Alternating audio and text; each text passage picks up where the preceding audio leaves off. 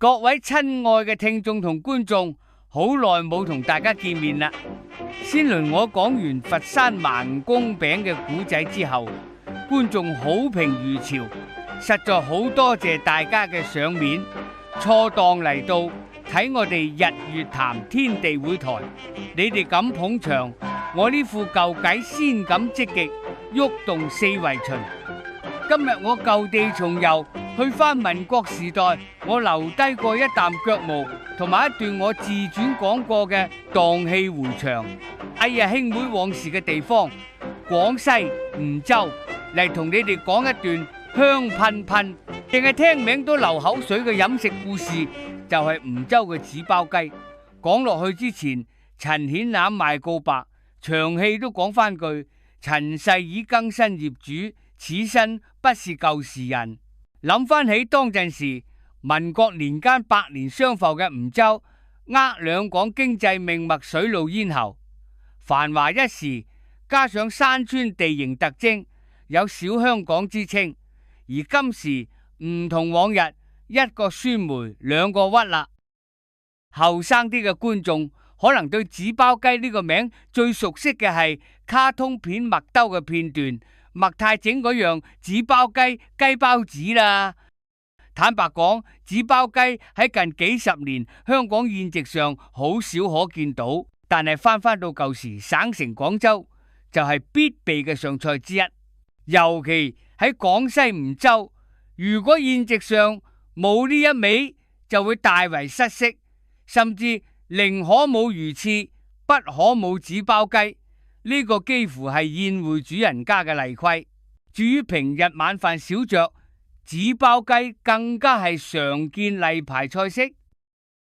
話說呢個紙包雞嘅來頭，有人話係梧州北山腳下同縣環翠樓廚師夏情仁官娘首創，初頭係款待達官貴人嘅主菜，而更多嘅講法話係梧州小南路嘅粵西樓所發明，或者係發揚光大。粵西舊時係指廣西，最先嘅粵西樓喺1944年梧州日軍埋城後執咗，過咗好多年，新政府另覓新址，重新開業做過一輪。而當中名廚陳北水亦憑藉古法炮製紙包雞而聞名一時。近呢幾年又重新攞翻呢個朵，就有咗我後邊嘅新粵西樓。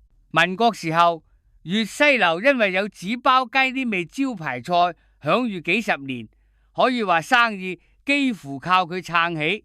因為佢哋嘅紙包雞獨步飲食界，其他地方食唔到咁好，每日都有賓至如歸、客似雲來嘅盛況。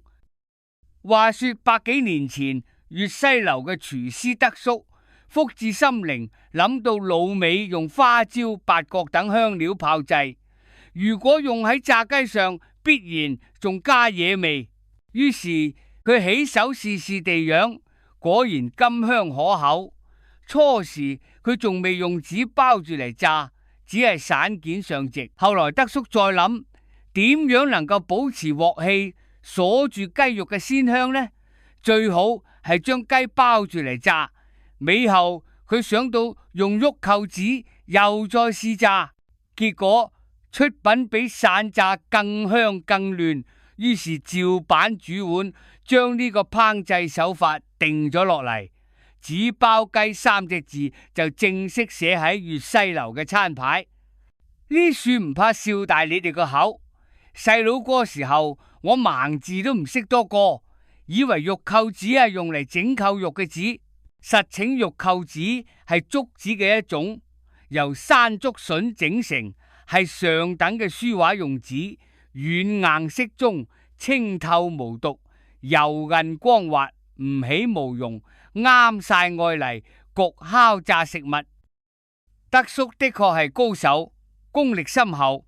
雖然每件雞肉都用玉扣紙包住嚟炸，但係佢能夠靠紙外面嘅色水嚟判斷入邊雞肉有幾熟，好似初寫皇庭咁，炸得恰到好處，入口甘脆肥濃，色香味俱全，四美皆備。凡係試過嘅客人，必然一試難忘。食過番尋味，冇幾耐，紙包雞之名暢通街，傳遍全市。粵西樓生意於是乎蒸蒸日上，好多行家爭相仿效，但係終歸同粵西樓差咁幾個馬鼻。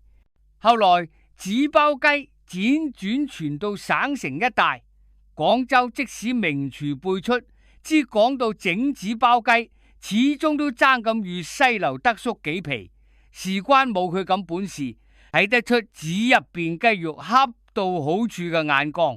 據聞當年有南天王之稱，主政廣東嘅陳濟棠為咗同佢阿媽賀壽，特登使人揸飛機由廣州飛到梧州，就係為咗買翻幾十份紙包雞捧上壽宴，一時傳為佳話或笑談。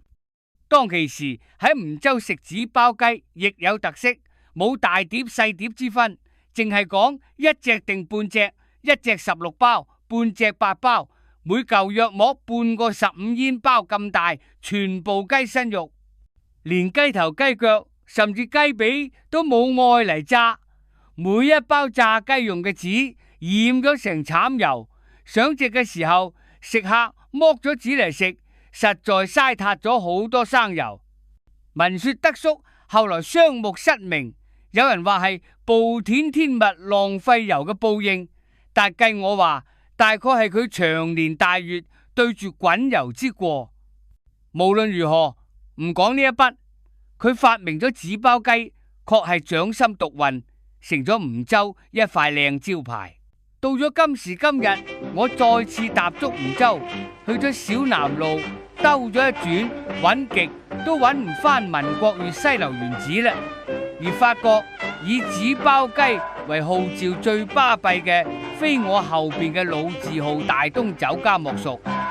至於食唔食得翻舊時嘅味道，我喺樹賣個關子先。各位聽到呢度，下次你去到廣西梧州，記得唔好淨係顧住影西江邊同騎樓街風景，仲要整一包熱辣辣、香噴噴嘅紙包雞，先算唔枉此行。我哋下期再會啦，記得收聽收睇本台，撳埋啷鐘，唔好錯過每一期精彩節目。請。